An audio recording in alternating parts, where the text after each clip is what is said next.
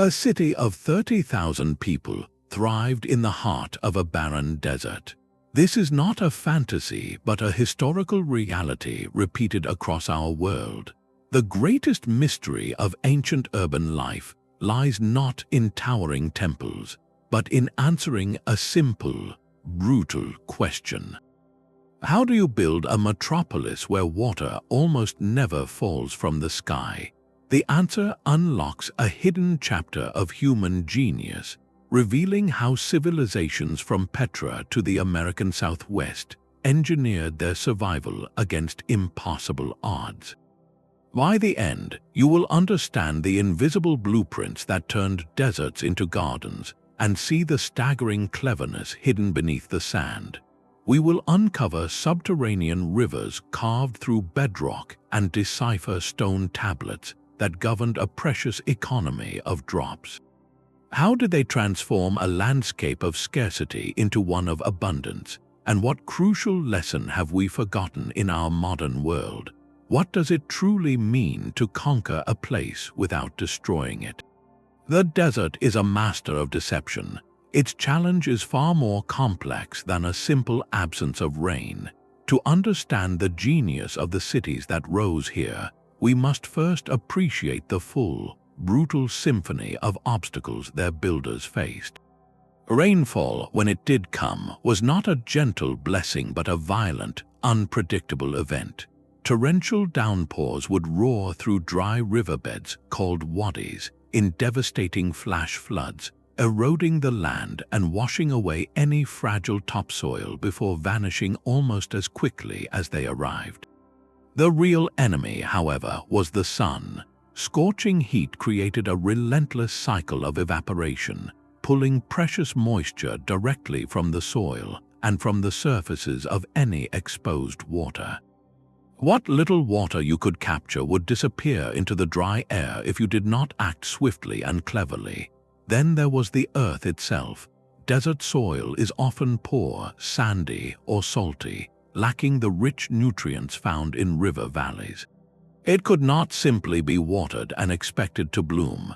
This combination of factors made traditional, rain-fed agriculture utterly impossible. You could not just plant seeds and hope. Permanent settlement in such a place was not a matter of finding a nice spot by a river. It was an act of profound, deliberate engineering. This is the crucial contrast. When we look at the ruins of a place like Petra, with its magnificent temples carved into rose-red cliffs, we are seeing only the grand finale. The true marvel, the foundation of every stone column and every bustling street, was invisible. It was the hidden network that defeated evaporation, tamed the flash floods, and coaxed life from the stingy earth. The monuments were the declaration of a city's power. But the water system was the quiet, relentless proof of its intelligence. This required a complete reimagining of the landscape itself. For these desert architects, water was not a singular, flowing gift from nature. It was a scattered treasure that had to be hunted, captured, and hoarded with meticulous care. Their philosophy moved beyond the oasis, beyond waiting for a spring or a river that would never come. Instead, they pioneered a system of total water harvesting, a mindset that viewed every raindrop, every trickle of runoff, even the morning dew, as a vital resource to be collected. This was not passive survival, it was active, intelligent environmental manipulation. The entire city and its surrounding territory became a giant, engineered catchment device. This grand strategy rested on four interconnected pillars, a blueprint for creating abundance from scarcity. First, catchment. This meant maximizing the surface area from which water could be gathered. They learned to read the land like a map, identifying natural rock slopes, canyon walls, and even paving city streets and courtyards at gentle angles, all designed to channel the precious flow. Second, conveyance. Once captured, water had to be moved without loss. This led to the creation of intricate networks of stone channels, terracotta pipes, and underground tunnels, all sloped with perfect precision to guide water by gravity from the high catchment areas down to where it was needed. Third, storage. The desert's brutal heat made surface reservoirs impractical, as water would evaporate in days. Their answer was to go underground, constructing vast, cool cisterns carved into bedrock or lined with waterproof plaster, creating hidden lakes that could sustain a population through years of drought. And finally, distribution. This was the most socially complex layer, a system of gates, channels, and measured outlets that ensured this life-giving resource reached fields, public fountains, and private homes according to a carefully managed plan. This holistic approach transformed the city from a vulnerable settlement into a resilient organism. Every flash flood was no longer a disaster, but a harvest. Every hillside became a fountain. It was a profound declaration that human ingenuity could rewrite the rules of a place, not by conquering nature with force, but by listening to its harsh logic and engineering a smarter, more sustainable partnership. Perhaps the most elegant solution to the desert's water puzzle came not from a grand empire, but from a simple, brilliant idea that traveled across continents. This is the story of the Qanat, a technology so effective it quietly sustained civilizations for thousands of years. Its origins trace back to the highlands of ancient Persia, where communities discovered a way to reach water hidden deep within the earth. The principle was astonishingly clever. Workers would first locate an aquifer, a layer of water-bearing rock at the base of a mountain. Then they would begin digging a mother well straight down to tap this underground source. But the true innovation came next. From the mother well, they would carve a gently sloping underground tunnel, just large enough for a person to crawl through, that stretched for miles across the desert plain. The slope was the masterstroke, a precise, gradual decline of perhaps 1 meter for every 1,000 meters of length.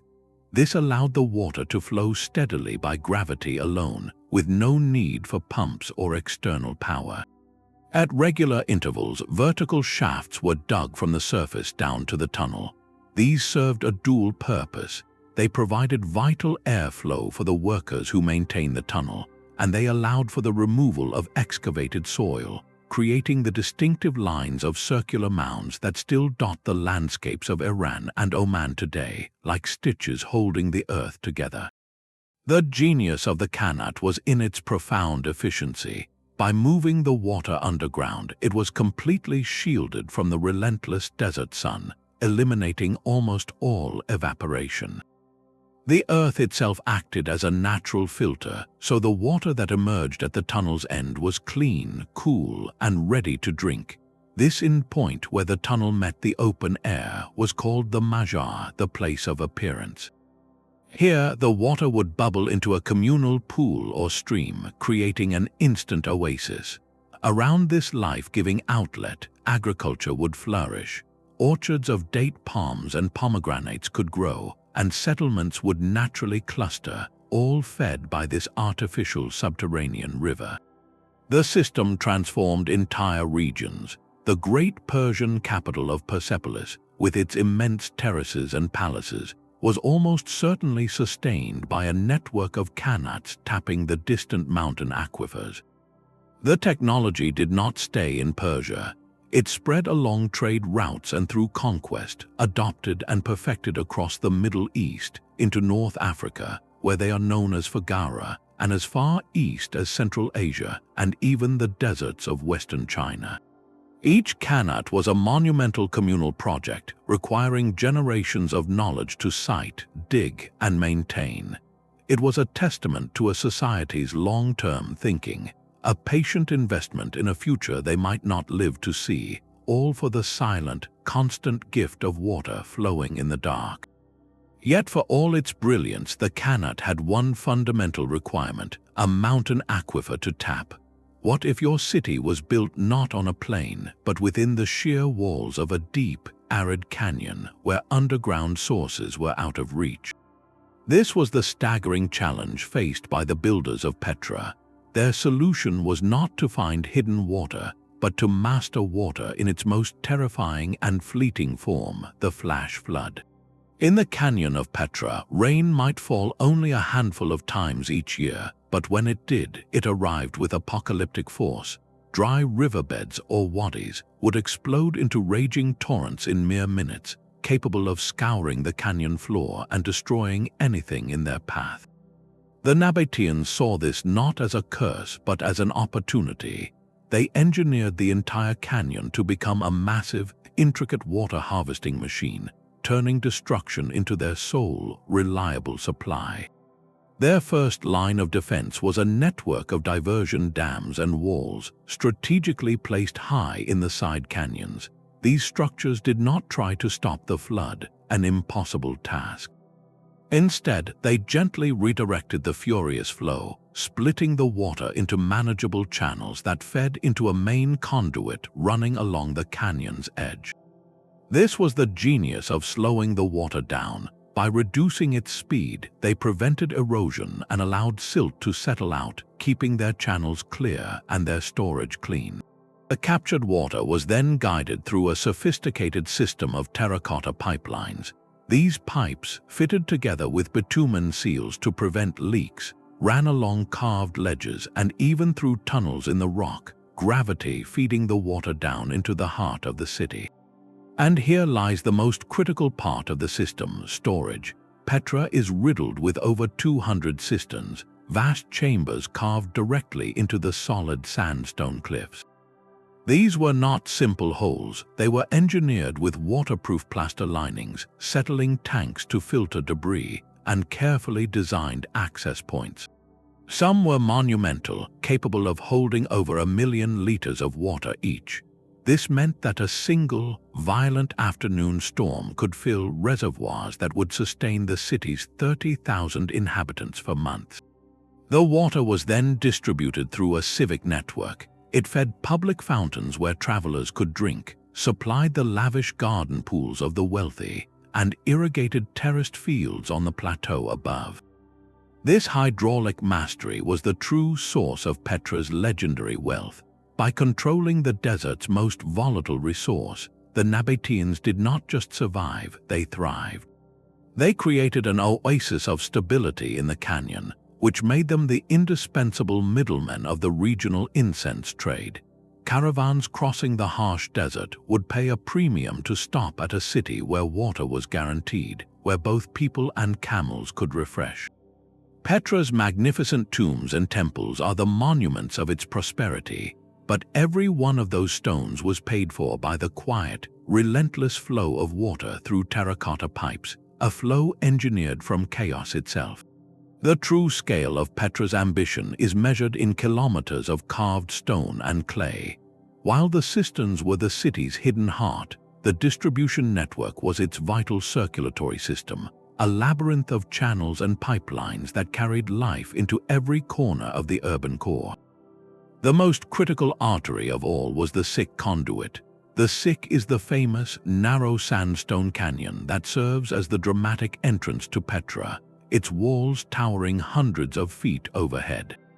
Along the base of these walls, Nabatean engineers carved a narrow channel, sometimes just a hand's width deep, that ran for over a kilometer. This was not a haphazard gutter. It was a precisely sloped aqueduct, guiding water from the distant collection dams directly into the city. In some sections where the canyon floor was too uneven, they built a raised terracotta pipeline right alongside it, a dual system ensuring the flow was never interrupted.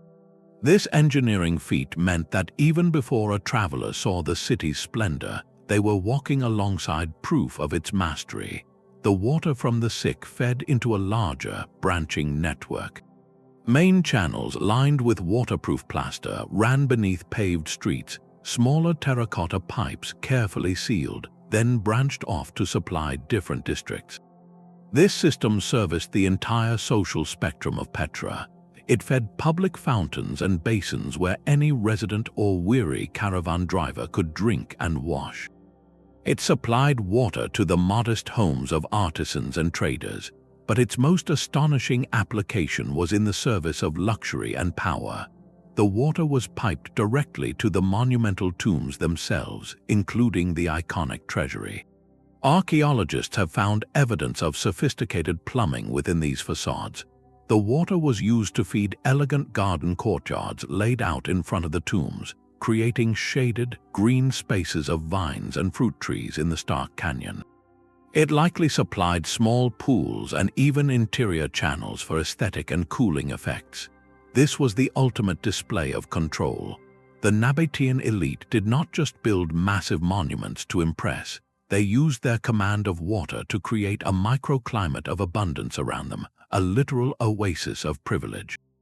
The desert stronghold was thus transformed into a layered city, where the life-giving resource was democratically available yet strategically flaunted, proving that in a land of scarcity, controlling water was the deepest expression of both civic responsibility and personal power. But such a vast and complex system could not run on engineering alone. For a desert city to thrive, the precious flow of water needed more than channels and cisterns. It required rules. This brings us to the sun-baked ruins of Palmyra, another oasis metropolis that rose from the Syrian desert. Here, the genius of survival extended from the physical world into the social, governed by a remarkable document carved in stone. Known as the Palmyra Tariff, this lengthy inscription is not a record of kings or battles, but a meticulous price list and legal code for the city's lifeblood. It details fees for everything, from watering a single camel at a public fountain to the rights for an entire neighborhood to draw from a specific canal. The tariff reveals that water in Palmyra was never truly free. It was a managed public utility, a commodity whose value was understood and regulated with astonishing precision.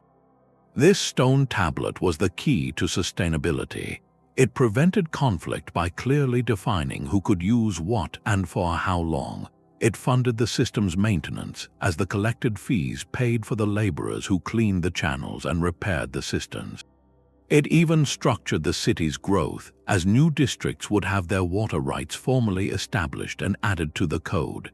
The Palmyra Tariff shows us that the hidden network was more than pipes and plaster. It was an idea. It was the understanding that a shared, scarce resource in a competitive environment required transparent administration and collective agreement to function. Without this social contract, the most brilliant engineering would eventually fail, choked by disputes, neglect, or greed. The stone reminds us that the desert demanded not just technological mastery, but also a profound civic responsibility, a shared commitment to steward every drop for the good of the entire city. The stone laws of Palmyra reveal a universal truth that water in the desert was never just a resource. It was a responsibility. This principle was understood across empires, but the methods of securing it could differ dramatically. In the eastern provinces of Rome, engineers faced the same arid challenges, but they answered with the full, imposing weight of imperial power and technology. The port city of Caesarea Maritima, built by Herod the Great on the dry coast of Judea, stands as a monumental example. Here, the Roman solution was not to gently coax water from flash floods or hidden tunnels, but to conquer distance and nature with sheer, audacious scale. The city's lifeblood arrived via a high-level aqueduct, an elevated stone channel that marched for over 10 kilometers from the distant springs of Mount Carmel. This was water as a declaration, a river brought to the city on a raised highway of stone. But the true Roman genius lay in what happened when the water arrived. They employed a revolutionary material, hydraulic mortar, a concrete that could set underwater. With it, they constructed colossal subterranean reservoir complexes. These were not carved cisterns but built structures, vast chambers with vaulted ceilings, lined with this impermeable concrete to prevent any precious drop from leaking back into the thirsty earth. This allowed Caesarea to store enough water not just for its citizens, but for its bustling port, its bathhouses, and even to flush a sophisticated sewer system that carried waste out to sea. The contrast with systems like Petra's is striking. Where the Nabateans integrated their network into the natural canyon, the Romans imposed theirs upon the landscape. Where Petra's system was a decentralized web of many cisterns, Caesarea's was centralized and monumental, reflecting the top-down, administrative might of an empire. It was water security achieved not through delicate adaptation, but through overwhelming engineering force. This imperial approach provided staggering abundance, turning a dry coastline into a glittering metropolis, yet it also represented a different kind of relationship with the desert, one of dominance rather than dialogue. The Roman aqueduct was a statement of imperial power, but in the vastness of the Sahara, survival demanded a different kind of strength, one built on deep cooperation. Here, in the blistering heat of the Algerian and Moroccan deserts, communities perfected their own version of the underground river, known as the Foggara. On the surface, the technology mirrors the Persian Qanat almost exactly, a testament to how a brilliant idea can travel across continents. Workers would dig a mother well into a distant aquifer, then carve a gently sloping underground gallery for kilometers, with regular vertical shafts for maintenance and air. The water would flow silently through the dark, shielded from the sun, to emerge and create a green oasis where before there was only sand. Yet the true story of the Foggara is not found in its engineering, which is shared, but in its social fabric, which is unique. While qanats in Persia were often monumental state projects, the foggaras of the Sahara were typically the work of the entire community, a collective undertaking that wove water rights directly into the social contract. Building and, more importantly, maintaining the miles of tunnel was a shared duty. Families or clans would be responsible for specific sections, organizing regular cleaning expeditions to remove silt and repair collapses, a dangerous but vital task passed down through generations. This collective labor forged a system of water distribution that was inherently equitable. The water flowing from the Foggara's outlet was not owned by a king or a wealthy elite, it was allocated by time. A complex, often unwritten system of water shares, measured in units of time called tuiza, governed its use.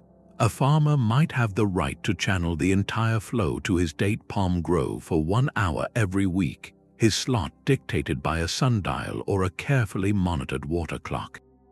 This meant every member of the community, from the largest landholder to the smallest gardener, received a guaranteed, predictable share of the life-giving resource. In oasis settlements like Tiwanaku, this created a stunning landscape.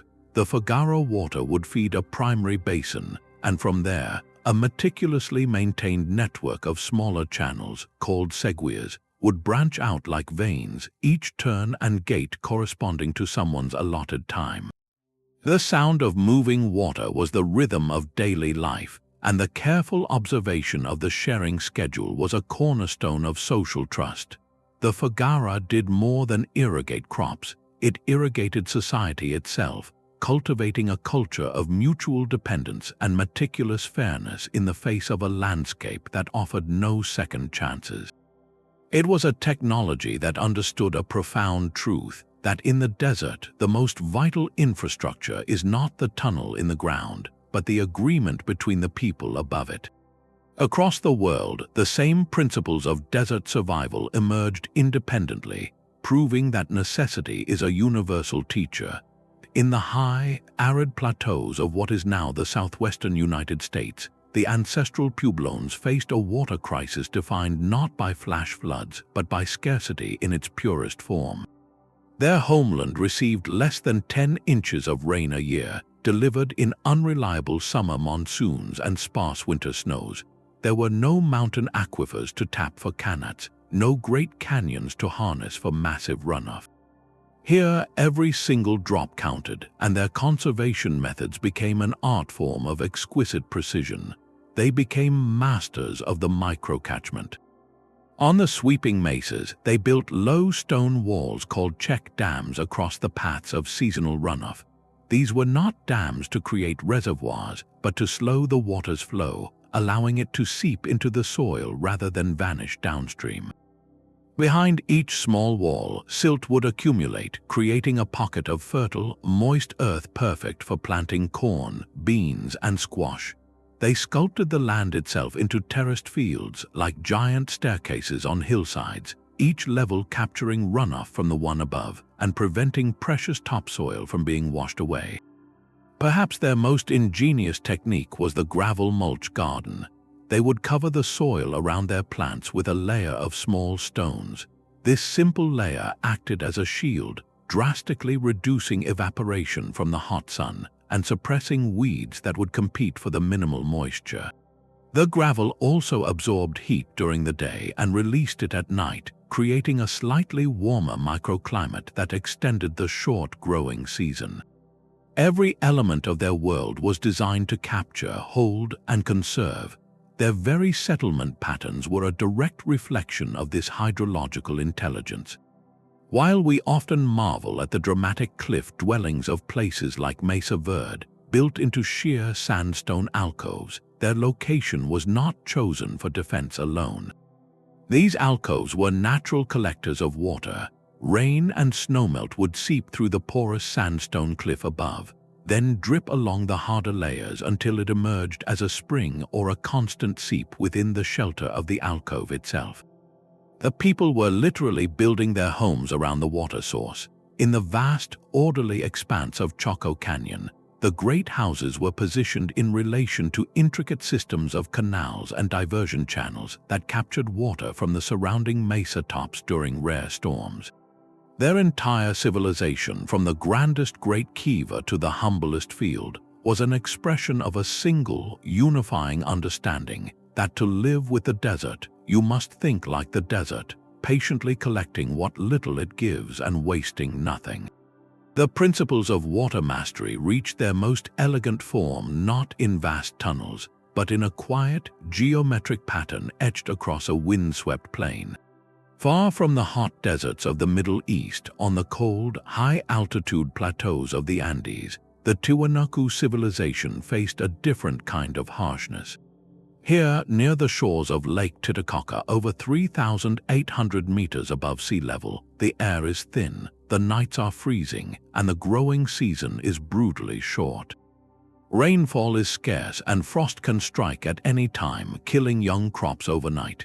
In this environment, where survival seemed a precarious gamble, the Tiwanaku people did not just adapt, they reinvented the very concept of a field. Their solution was the suka kalu, a system of raised agricultural beds that transformed a marginal landscape into a breadbasket. They began by digging a network of canals, creating a grid of rectangular pools across the flat plain. The soil dug from these canals was then piled into long, wide mounds between them, forming elevated planting surfaces. This simple act of moving earth created a revolutionary microclimate. The key was the water in the surrounding canals. During the day, the sun would heat this water, which then slowly released its stored warmth throughout the cold night, creating a protective thermal blanket that raised the temperature of the raised beds by several critical degrees. This effectively pushed back the killing frost, extending the growing season in a place where every extra day mattered. But the genius did not stop at temperature control. The canals served as nutrient recycling centers. Aquatic plants like totora reeds would grow in them, and farmers would periodically dredge this rich, decomposing vegetation to use as fertilizer on the raised beds, creating a closed-loop system that constantly replenished the soil. Most remarkably, the system conserved water through capillary action. The porous soil of the raised beds would naturally draw moisture upward from the canals below, directly hydrating the plant roots while minimizing surface evaporation. It was a self-watering garden. This integrated design meant the Tiwanaku could grow a tremendous variety of crops, including hardy potatoes, quinoa, and even maize, achieving an agricultural surplus that supported a major urban and ceremonial center at Tiwanaku itself. Theirs was not a conquest of the landscape, but a sophisticated partnership with its physics, using geometry and hydrology to coax abundance from a place that offered none. The desert teaches one kind of water wisdom, but a great walled city on a peninsula faces a different kind of threat. For the Byzantine capital of Constantinople, the ultimate test was not scarcity, but siege. An enemy army could surround the mighty Theodosian walls, blockading the city for months or even years. They could cut the aqueducts that snaked across the countryside, the very veins that brought life from distant forests. In that moment, a city's survival would depend not on its ability to gather water, but on its capacity to hoard it. This was the logic that led to one of history's most astonishing feats of civil engineering, the creation of vast, silent cathedrals built not for prayer but for preservation deep beneath the bustling streets. The most famous of these is the Basilica Cistern, a name that hardly does justice to the reality. Stepping inside is to enter another world. It is a subterranean forest of stone, held aloft by 336 marble columns, each rising 9 meters to support a ceiling of endless brick vaults. The air is cool and still, the only sound the constant drip of water echoing in the immense darkness. This space could hold an estimated 80,000 cubic meters of water, enough to fill over 30 Olympic swimming pools. But the Basilica Cistern was just one of many. Constantinople was built atop a labyrinth of such reservoirs, both open and covered, public and private, with a total storage capacity that modern estimates suggest could have sustained the city's population for months without a single drop from the outside world. These cisterns were the final, crucial layer in a multi-stage hydraulic system. Aqueducts, like the magnificent Valens Aqueduct, brought water from springs over 100 kilometers away, channeling it into the city at a high level. From there, a branching network of pipes and channels distributed it to the great public fountains, the imperial palaces, the bathhouses, and finally, into these gargantuan underground basins. They were not merely storage tanks, they were strategic reserves. During peacetime, they were kept full, a buffer against drought or repairs. But in times of war, they became the city's deepest secret, a hidden ocean that made Constantinople unconquerable. An enemy could camp outside the walls, confident that thirst would soon force a surrender.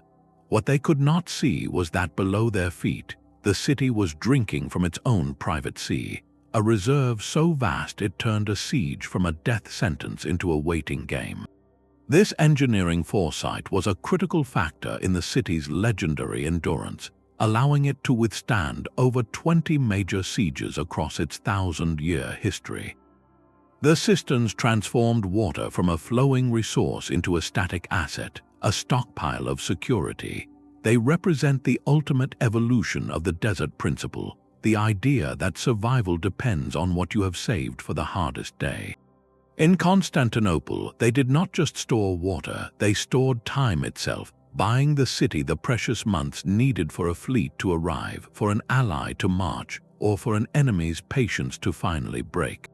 While Constantinople's cisterns were hidden fortresses of water, another civilization chose to celebrate its source of life with breathtaking, monumental beauty. On the arid plains of the Indian subcontinent, water scarcity inspired not subterranean vaults, but inverted temples carved into the earth itself. These are the stepwells known as baolis or valves, and they represent perhaps the most profound fusion of utility and artistry in the history of water management. The most immediate challenge they solved was a simple, physical one. In regions where the water table could drop dramatically during the long, dry season, a simple well with a bucket was useless, the water lying far out of reach. The stepwell's design was a direct, brilliant response. Instead of digging a narrow shaft, builders excavated a massive, open pit, sometimes over 10 stories deep. From the surface down to the water's edge, they constructed a cascading staircase of perfectly symmetrical steps, often numbering in the thousands. This allowed communities to descend with the water, following it down into the cool earth as the seasons changed, ensuring access year-round. But to call a structure like Chan Baori merely a well is like calling a cathedral a meeting hall. Its 13 stories of geometric precision, with 3,500 narrow steps arranged in a mesmerizing crisscross pattern, create a visual symphony that plunges into a tranquil, rectangular pool at the bottom. The architecture served a vital climatic function. The deep, shaded interior created a natural cooling effect, a welcome refuge from the blistering heat above. Yet the stepwell's purpose extended far beyond storage and climate control. It was designed as a vibrant, multifunctional public space. The stepped sides were lined with colonnaded pavilions, shaded landings, and carved niches where people could sit and talk. Travelers and caravans would stop here not just to draw water, but to rest and socialize. Merchants might set up temporary stalls. It became the community's living room, a hub of daily interaction built around the shared necessity of water. This integration reached its deepest level in the spiritual realm. Many stepwells are adorned with exquisite carvings of deities, most often associated with water, fertility, and protection. To descend the steps was to undertake a symbolic journey, moving from the harsh, worldly surface down into a serene, sacred space where the life-giving element resided. Rituals and festivals were held at these sites, blending the practical act of collecting water with prayer and ceremony. The stepwell taught that water was not just a physical resource to be extracted, it was a divine gift to be honored, a social axis around which community and culture could gracefully revolve. In these sunken palaces, every step downward was a step toward sustenance, community, and the sacred, uniting need and reverence in stone.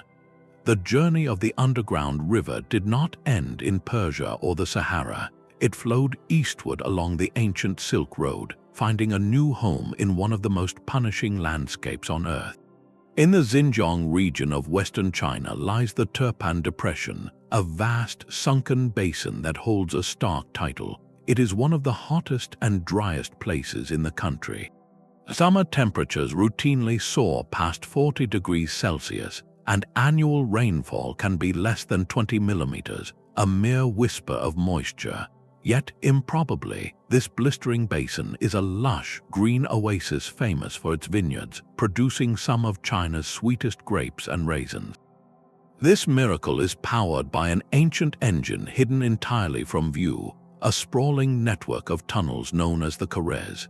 The Kores is China's brilliant adaptation of the Qanat, a testament to how a core idea can be reinvented to meet a unique environmental challenge. The source of Turpan's water is not a nearby mountain aquifer, but something far more distant and grand, the glacial snowmelt from the towering Tian Shan Mountains to the north. During the spring and summer, this meltwater rushes down the slopes, but upon hitting the gravel plains at the mountain's base, it quickly disappears, sinking deep into the porous ground.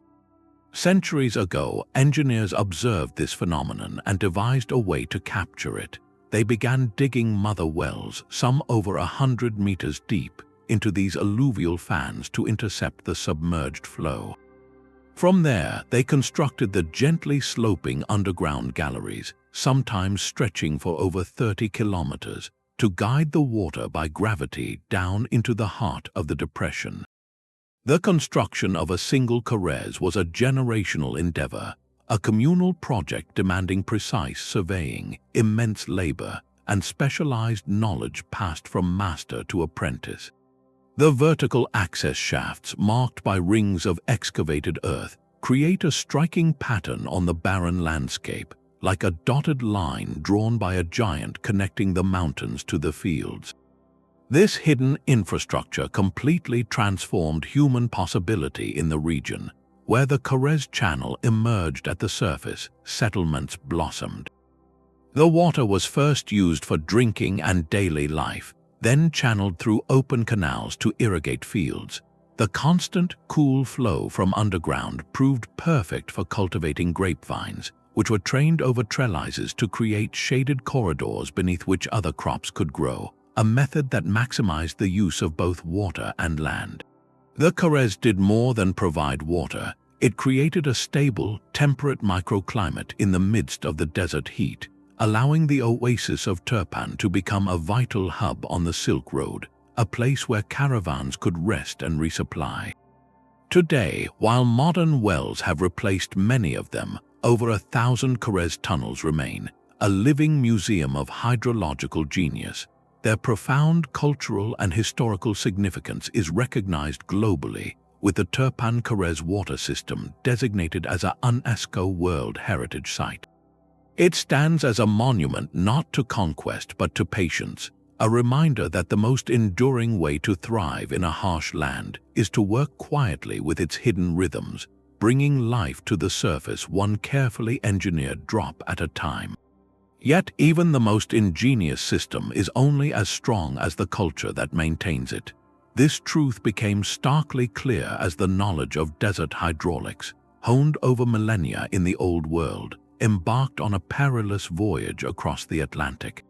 The Spanish conquistadors who arrived in the arid landscapes of the Americas brought with them more than swords and horses. They carried a deep-seated memory of water scarcity forged on the Iberian Peninsula. For centuries, Spain had been shaped by Al-Andalus, the Moorish kingdoms whose engineers had mastered the art of desert survival with qanats and intricate channel networks. When the Spanish looked upon the dry valleys of New Mexico or the Andean foothills, they did not see a blank slate. They saw a problem their ancestors had already solved. Their tool for transformation was the Acequia. At its heart, an acequia is a community-operated irrigation canal, a simple ditch designed to divert water from a river or stream to irrigate fields. But to call it just a ditch misses its profound social and legal significance. It was a complete system of water governance, transplanted from a semi-arid homeland to a new world of even greater climatic extremes. The process was one of brutal imposition and gradual, necessary adaptation. Spanish colonial law, drawing from Roman and Moorish principles, declared that water was a communal resource, not owned by any individual but held in trust for the community. This was the law of the Acequia Madre, the mother ditch. A primary canal would be dug from the river, and from it smaller channels or sangrias would branch off like capillaries to reach individual plots of land. The system's survival depended entirely on collective labor. Each farmer who held water rights, known as a partiant, was required to contribute to the annual cleaning and repair of the canals in a communal workday called the limpieza. This was not optional, it was the price of your share. A locally elected official, the mayordomo, oversaw the entire process, allocating water based on a strict schedule and settling disputes. This official held immense respect and authority, for he was the guardian of the community's survival. In places like the upper Rio Grande Valley of New Mexico, the Spanish imposed this grid of water upon the landscape, reshaping Puebloan agricultural practices that were already finely tuned to the desert. The acequias allowed for the expansion of agriculture, enabling the cultivation of Old World crops like wheat, grapes, and orchard fruits alongside native corn and beans. But the system also created new tensions and dependencies, binding communities to a very specific, labor-intensive relationship with their water source. The legacy of this transplant is etched into the land and law of the American Southwest to this day. The Acequia systems of northern New Mexico are among the oldest continuously used water management institutions in the United States. Their underlying principles, prioritizing community rights and equitable sharing based on seniority, formed the bedrock of Western water law concepts like prior appropriation, the idea of first in time, first in right. Yet they also represent a different philosophy than the one that later dominated the American West, a philosophy of sharing and adaptation rather than domination and extraction. The Acequia is a living artifact, a canal of memory. It carries within its flowing water a story of cultural collision, of an old-world solution forced onto a new-world landscape, and of the stubborn, communal wisdom that ultimately made it endure. It reminds us that the most resilient water systems are those that are not just engineered in earth, but woven into the very fabric of the people they serve. From the stepwells of India to the Kores of Turpan, a profound pattern emerges. These were not isolated acts of desperation, but a shared global science of survival, built upon a handful of universal principles.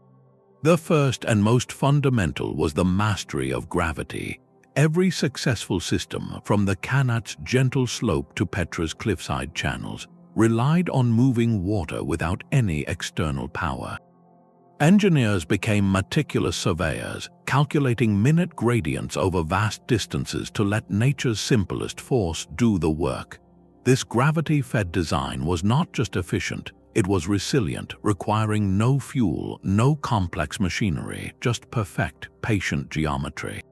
The second universal enemy was the sun. Evaporation could steal a desert city's future in days. The universal answer was to hide the water from the sky. Whether in the cool darkness of a Qanat tunnel, the plaster-lined depths of a Petra cistern, or the shaded steps of a Baori, the goal was identical: to shield the precious liquid in a stable, subterranean world where it could be preserved for seasons or even years. Then there was the challenge of violence, the flash flood. Civilizations from the Nabateans to the ancestral Puebloans learned not to fight these torrents, but to farm them. They built diversion walls, check dams, and catchment basins not to stop the water, but to slow it down, to spread it out, and to force it to sink into the soil or fill reservoirs. They transformed destructive energy into a harvestable resource. Finally, and perhaps most brilliantly, each of these systems demonstrates a deep, attentive reading of the landscape itself. This was applied geology and topography. They identified natural catchment areas on mountain slopes. They traced the hidden paths of subsurface aquifers. They positioned their cities in alcoves that collected seepage, and they used the earth itself as a building material and a thermal regulator. What unites all these threads is a powerful realization. These were not lucky accidents. They were the result of generations of careful observation, experimentation, and accumulated knowledge.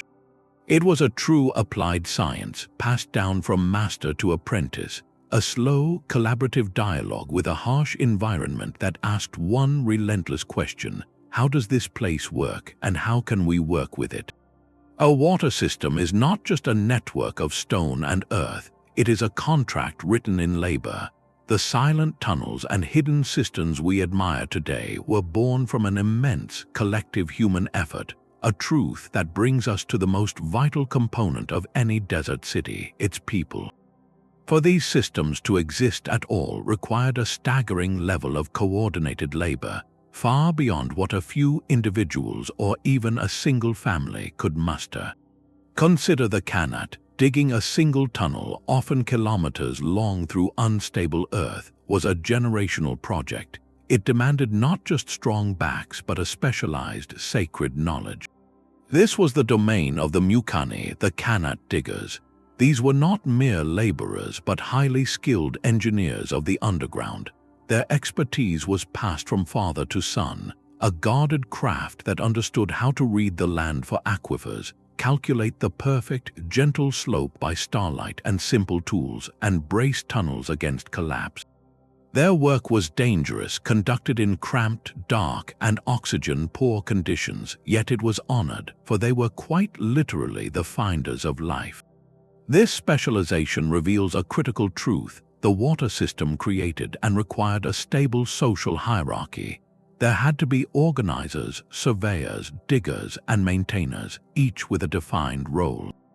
In some societies, this labor was directed by a central authority, a king or a temple priesthood that could command the resources and manpower for such monumental public works.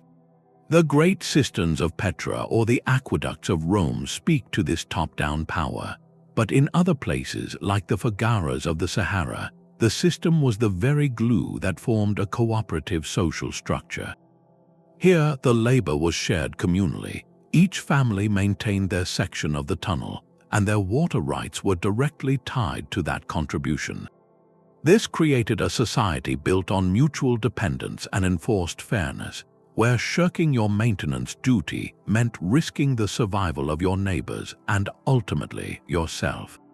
In this way, the water system often became the foundational institution of the city, the first and most important piece of social and political organization. It dictated the calendar with communal cleaning days.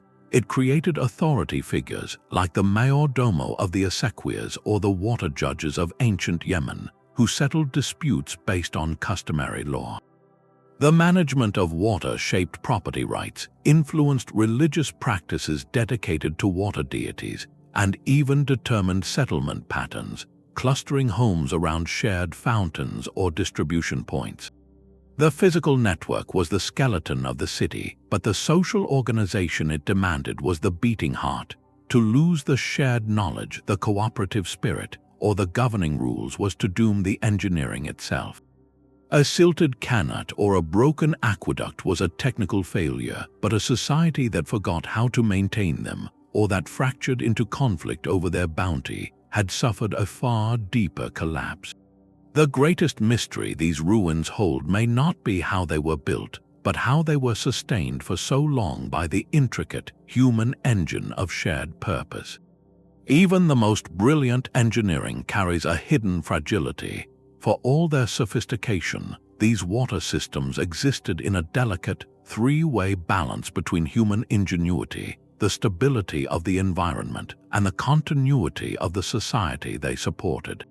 When any one of those pillars weakened, the entire structure could crumble, sometimes with astonishing speed. The desert was a patient landlord, and the rent was eternal vigilance. One of the most common physical threats was silt. A qanat or a foggara was a living artery, and like any artery, it could become clogged.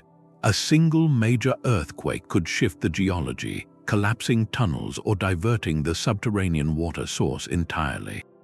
More gradually, years of sediment carried by the water would accumulate in the tunnels, slowly reducing the flow to a trickle. Clearing this silt was the relentless, generational work of the community. But if political turmoil or social collapse disrupted that cycle of maintenance, the system would begin to choke. In Petra, archaeologists have found clear evidence of this slow decline. The very flash floods the Nabateans mastered eventually turned against their legacy. Major seismic events in the centuries after the city's peak likely damaged the diversion dams and channels high in the canyons. Without a strong, centralized authority to organize the massive repair efforts, the system began to degrade. Unchecked floods would have washed debris into the delicate network of terracotta pipes and cistern inlets, silting them up. A once precise conduit became a clogged gutter, and a reservoir that once held a year's supply might now hold only a few weeks' worth. The city's immense population became unsustainable almost overnight. This highlights a profound vulnerability. The technology was only as durable as the social order that created it. The knowledge of how to repair a specific dam, or which shaft accessed a critical junction in a qanat, was often held in the memory of a few specialists. If war, migration, or economic decline scattered those keepers of knowledge, the blueprint for survival could be lost within a generation. The stones remained, but the understanding of how they worked faded into legend. Sometimes the challenge came from a scale no human society could engineer its way out of, a prolonged shift in the climate itself. Research into the history of the ancestral pueblones of the American Southwest points to this stark reality. Their check dams, gravel mulches, and cliffside dwellings represent a peak of adaptation to an arid world. Yet, tree ring data reveals that in the late 13th century, the region was struck by a mega-drought, a period of severe aridity that lasted for decades.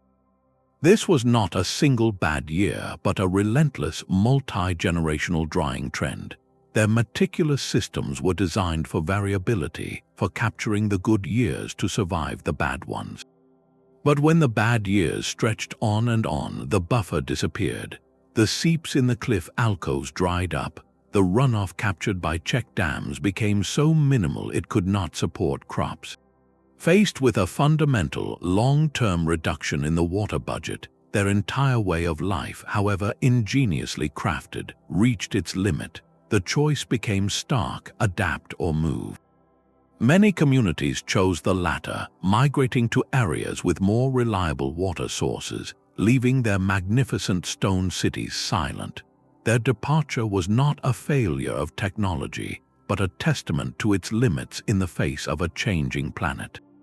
Finally, there was the slow poison of success: overexploitation. A qanat system works by tapping a renewable aquifer, one fed by distant rainfall or snowmelt.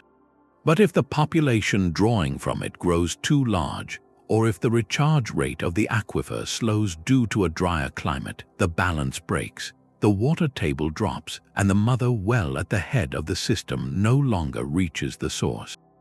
Digging it deeper is a temporary, desperate fix that only accelerates the drawdown.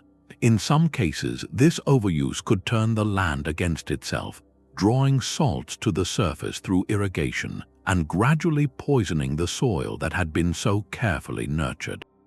The failure of these systems teaches a humbling lesson. They were not permanent victories over nature, but dynamic, hard-won truces.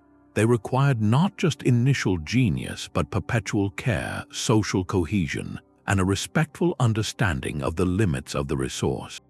When the maintenance lapsed, the knowledge faded, or the climate shifted beyond the design parameters, the desert's patience ran out, and the water, once so carefully guided, simply stopped flowing.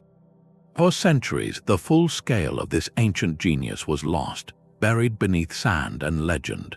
The true scope of these hidden networks only came into view through the lens of modern science, a story of rediscovery that is still unfolding today. The first clues emerged from traditional archaeology, the patient work of trowels and brushes. Excavations at sites like Petra or Palmyra would slowly reveal the tips of the iceberg, a section of terracotta pipe here, the plaster lining of a cistern there.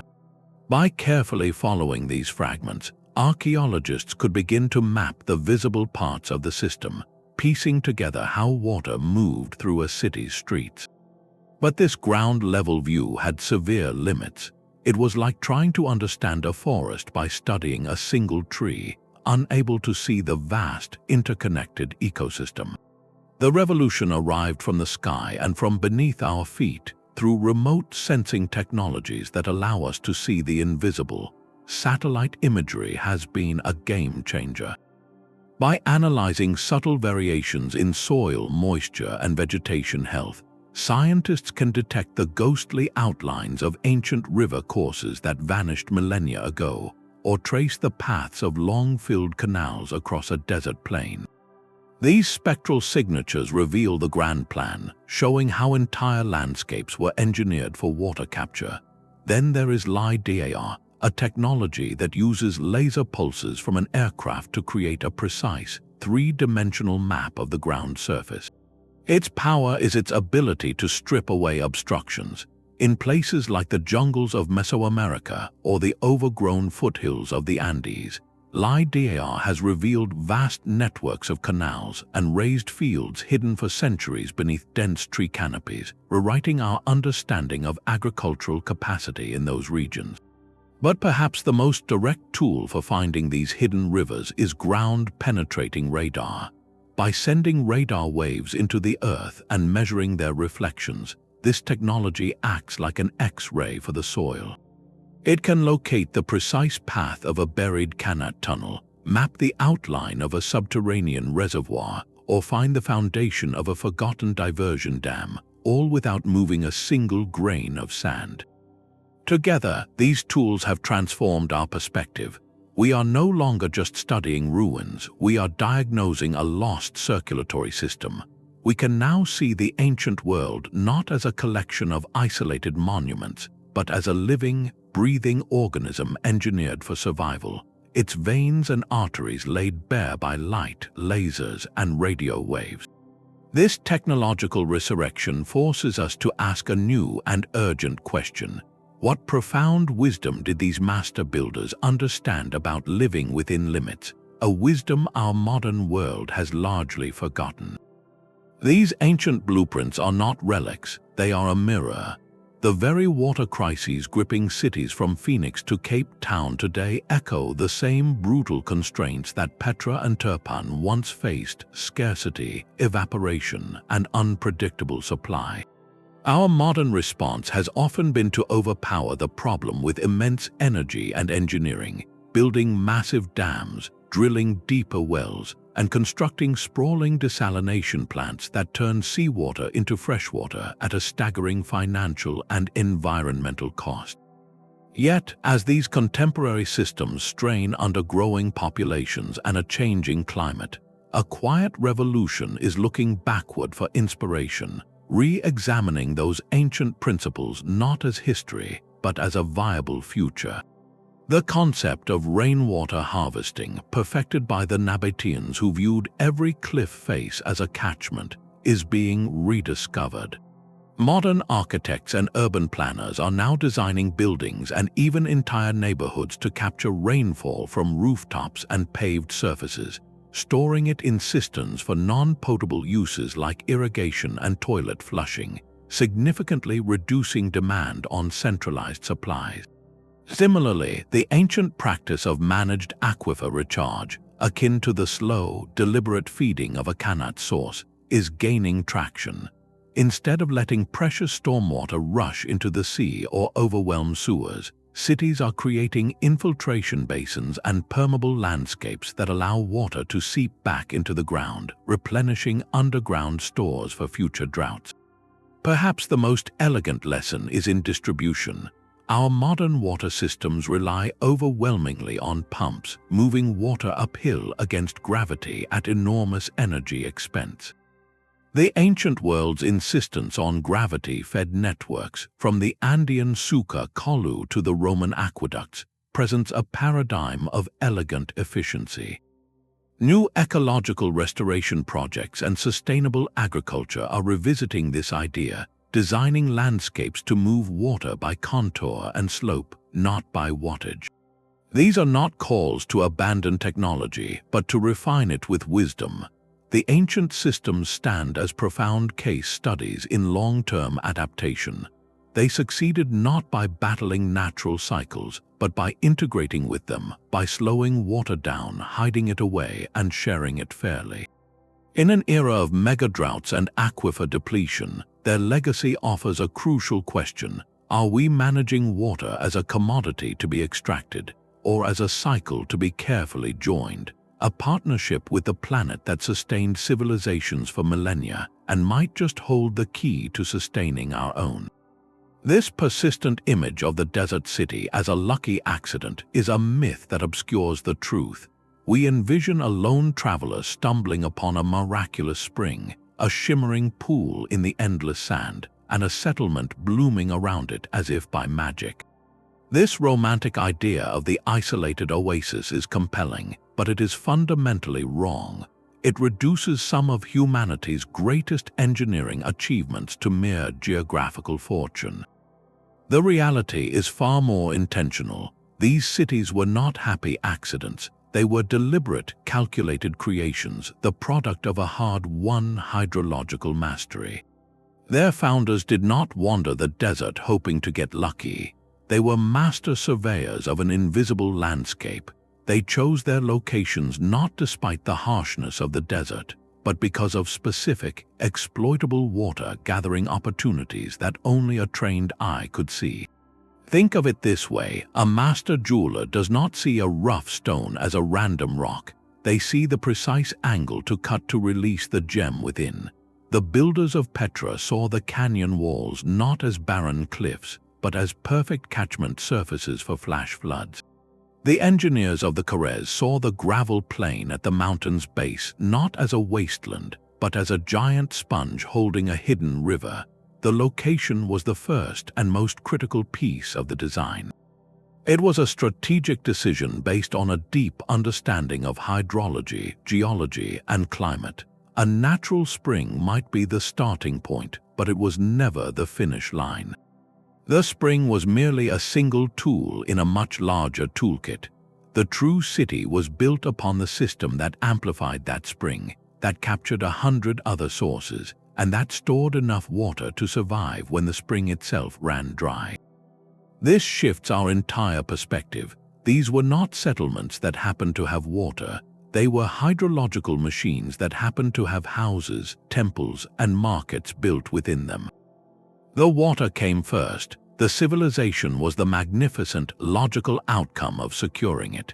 To call them oases is to miss the point. They were fortresses, engineered to withstand a siege by the environment itself, commanded by generals who could read maps written in the flow of water and the shape of stone.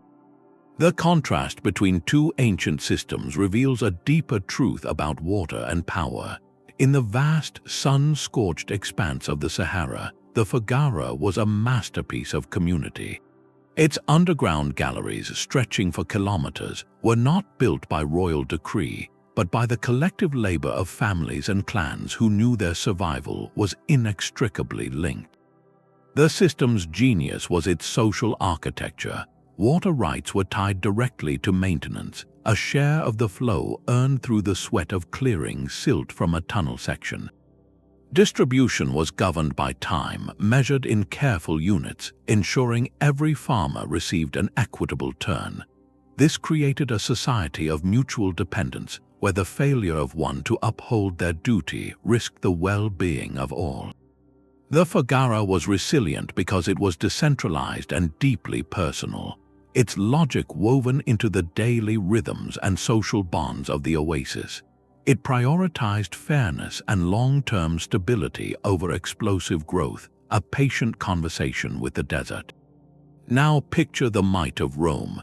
In a place like Caesarea Maritima, water arrived not as a shared secret from the earth, but as a monumental assertion of control.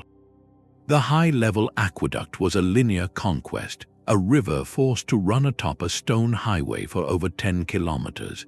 Its construction demanded the vast resources and organized labor only an empire could muster.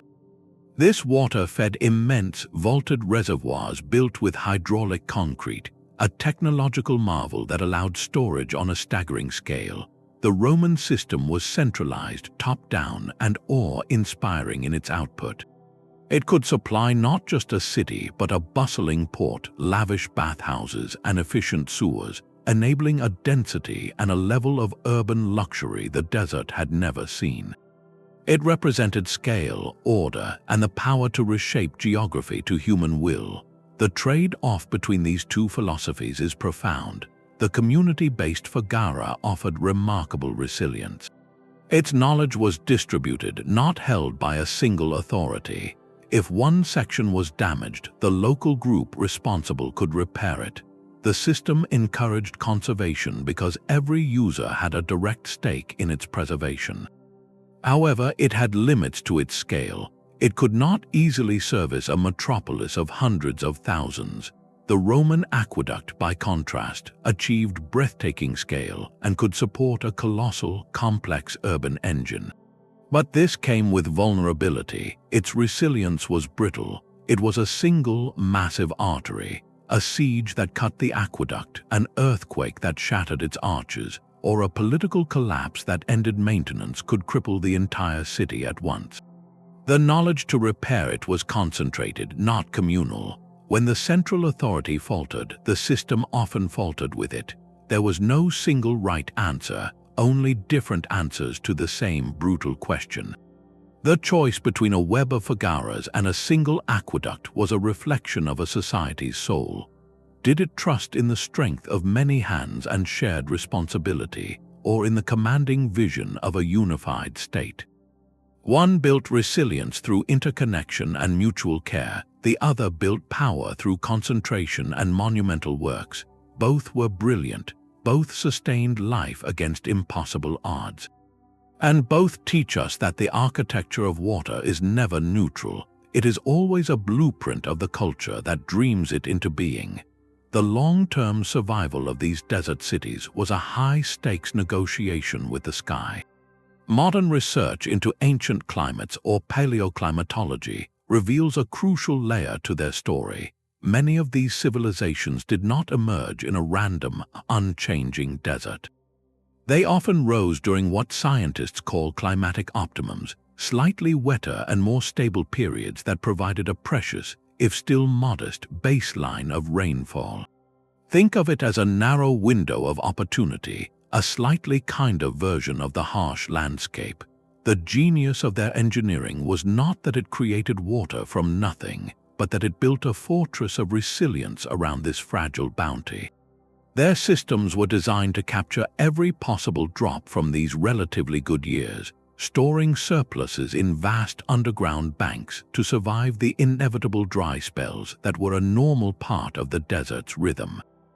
They were not defeating aridity so much as outsmarting its natural variability, using technology to smooth out the erratic peaks and valleys of the water supply. This makes their eventual fading in certain regions not a simple failure, but a profound lesson in limits. For generations, their systems worked beautifully, balancing human need with environmental reality. But the climate, as we know, is not a fixed stage. Tree ring records and sediment cores from lake beds tell a story of occasional, terrifying deviations. Every few centuries, the desert could unleash a mega-drought, a climatic event far outside the normal range of dry seasons.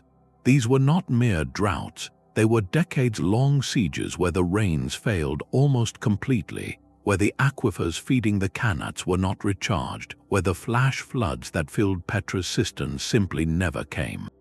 These mega-droughts pushed the ancient systems beyond their design capacity. A reservoir built to last 3 dry years could not last 30. A qanat tunnel drawing from a slowly recharging aquifer would eventually find only dust. The buffer of abundance they had so carefully stockpiled was slowly, inexorably drained. This historical pattern carries a sobering resonance for our time. These civilizations were masters of adapting to the climate they knew. Their declines in places like the American Southwest or parts of the Near East often coincide with evidence of these profound, multi-generational shifts. It underscores a difficult truth that even the most brilliant human adaptation exists within the broader parameters of the natural world. Their story is a testament to building for resilience against expected challenges, and a cautionary tale about the existential threat posed by a fundamental, long-term change in those very conditions. It asks us to consider the capacity of our own, far more complex systems. Are we building merely for the climate of the recent past, or for the greater variability that history warns us is always possible? The silent stones of these cities hold a dual legacy, a blueprint for ingenious survival and a quiet memorial to the ultimate power of the changing sky. The genius of these systems was not just drawn on parchment, it was forged in fire and mixed in clay. To turn a blueprint into a working reality required a mastery of materials, substances that could defy the desert's thirst and endure for centuries. Each civilization became a laboratory, developing its own unique recipe for holding water captive. The Nabateans of Petra, masters of sandstone carving, also perfected the art of the terracotta pipe. These were not crude clay tubes. They were carefully formed, fired to a hard consistency, and designed with flanged ends that fit snugly together. The true innovation was in the seal. The joints were caulked with bitumen, a naturally occurring tar, creating a flexible, waterproof bond that could withstand minor shifts in the earth without cracking and leaking. This allowed them to build pressurized pipelines that could follow the contours of cliffs and snake through tunnels, delivering water with minimal loss across the rugged canyon. For their immense cisterns, they turned to lime plaster. By mixing slaked lime with sand and water, they created a smooth, impermeable coating that was troweled onto the carved sandstone walls. This plaster was the barrier between the precious water and the porous rock, a seamless skin that prevented millions of liters from silently bleeding back into the earth. It was a simple material with a profound effect, transforming a natural cavity into a manufactured vessel. In the Roman world, material science reached a level that bordered on alchemy. Roman engineers developed hydraulic mortar, a type of concrete that could not only set underwater but would actually harden and grow stronger through the chemical reaction. The secret was pozzolana, a volcanic ash found near Rome. When mixed with lime and rubble, it created a paste that, upon contact with water, formed a crystalline structure binding everything into a monolithic, waterproof mass. This was the material that built the colossal reservoir vaults of Caesarea and lined the channels of mighty aqueducts. It allowed Romans to think in grand, architectural terms, constructing water storage as monumental civic buildings rather than simply carving them from the earth. Their use of precisely cut stone blocks, often held together without any mortar at all through sheer geometric precision, created conveyance channels of legendary durability. The contrast in material philosophy is telling. The Nabatean approach was often about adaptation, using locally available bitumen and lime to seal and enhance natural forms. The Roman method was about transformation, using engineered concrete to create entirely new forms that nature could not provide. Both solved the same core problems, watertight storage and conveyance over daunting distances, but their material choices reflected their broader worldview, one a dialogue with the existing landscape, the other an assertion of a new order upon it. Without these material innovations, the grand designs would have remained mere ideas. The terracotta pipe, the lime plaster, the hydraulic concrete, these were the unsung heroes, the physical words in which the language of desert survival was finally written. The materials they used were only the physical expression of a deeper truth, that water did not just shape their cities, it sculpted their very worldview. Beyond the pipes and cisterns, this mastery over a life-giving force left a profound cultural imprint, influencing everything from the gods they worshipped to the art they created and the very nature of their power. In a landscape where every drop was a victory, water became the central character in their collective story. It is no surprise that across these arid civilizations, water deities held places of supreme honor. In Mesopotamia, the god Enki was the lord of the sweet waters beneath the earth, the source of all wisdom and creation. For the Nabateans, the goddess Al-Azza was associated with springs and fertility. These were not distant figures, but active, vital forces whose favor meant the difference between life and desolation. Rituals of purification, where water cleansed both body and spirit, became central to religious practice, a direct acknowledgement of its sacred, transformative power. This reverence was carved in stone. The magnificent stepwells of India are the ultimate fusion of utility and devotion, their every step descending past intricate carvings of deities into a cool, serene underworld where the physical need for water met the spiritual journey toward the divine. The necessity of fair distribution forged not just social bonds but formal legal systems. We have already seen the Palmyra Tariff, that meticulous stone ledger of water fees. Similar codes existed across the ancient world. In the city of Mari on the Euphrates, clay tablets detail the precise allocation of canal water to different districts, enforced by royal officials. In the Andes, communities maintained complex oral and knotted string records, called quipus, that could track water rights and labor obligations for maintaining irrigation networks. These were not suggestions, they were the enforceable law of survival. They turned a chaotic, competitive resource into a managed, predictable one, preventing conflict and ensuring that the entire community, from the largest landowner to the smallest gardener, had a guaranteed, if modest, share. This legal framework was the bedrock of civic peace, proving that in the desert, justice was often measured not in gold but in minutes of flow. This cultural obsession naturally spilled into art and public life. Architecture became a celebration of water. The Romans did not hide their aqueducts. They made them majestic landmarks marching across the countryside, symbols of civic order and imperial benevolence.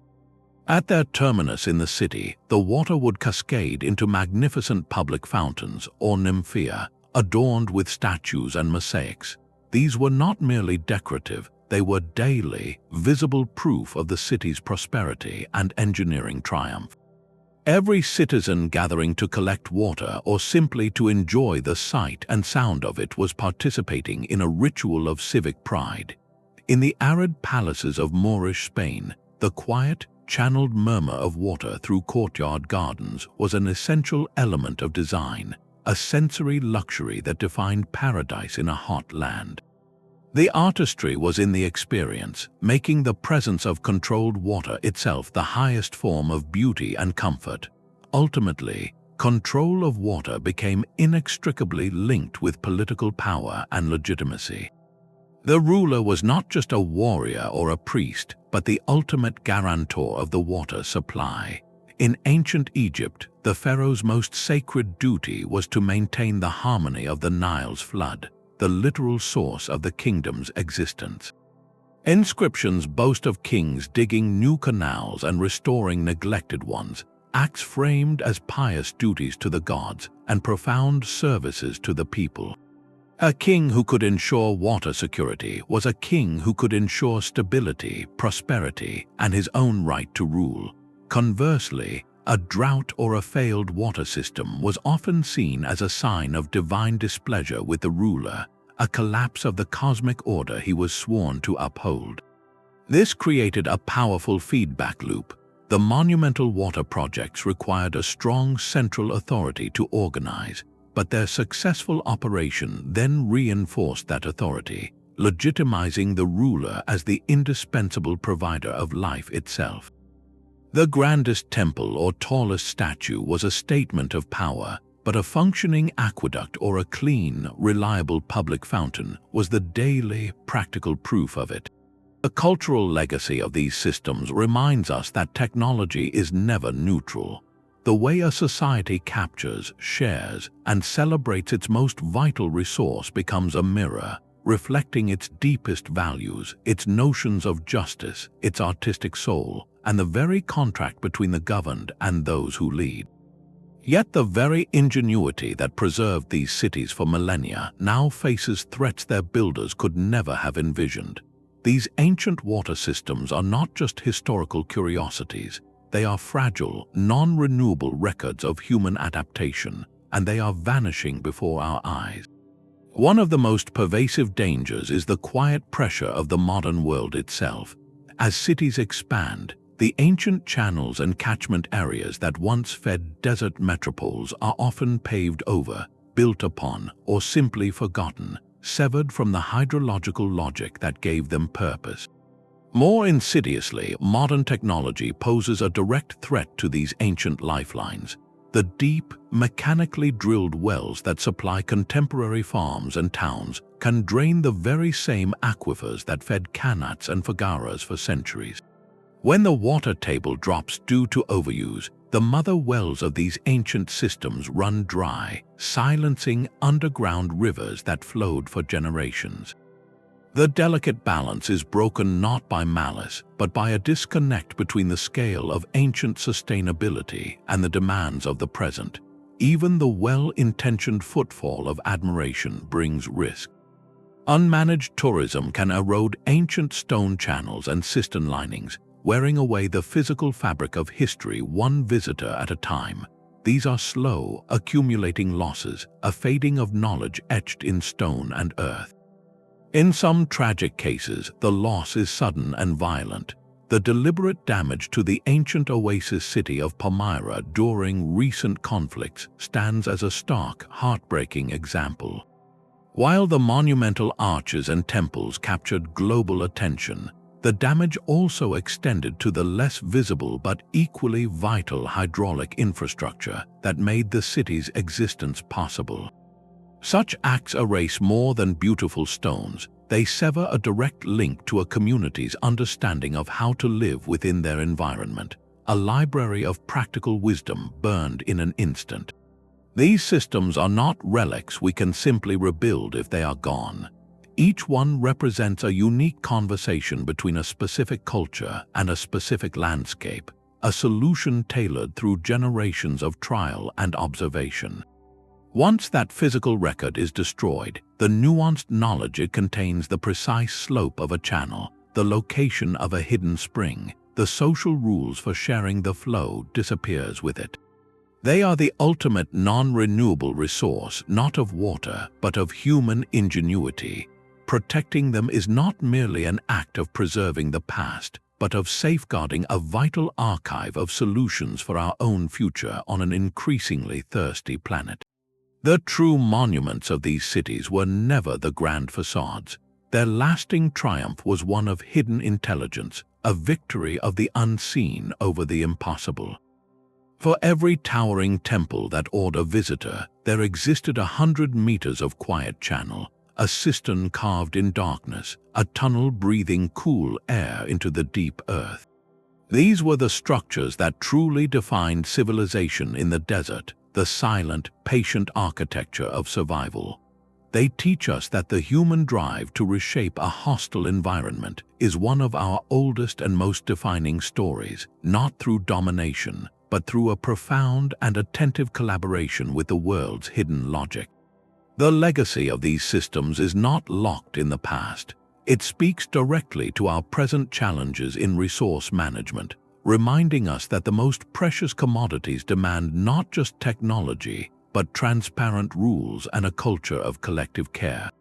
It underscores that sustainable design is not a modern invention, but an ancient discipline of working with gravity, climate, and community.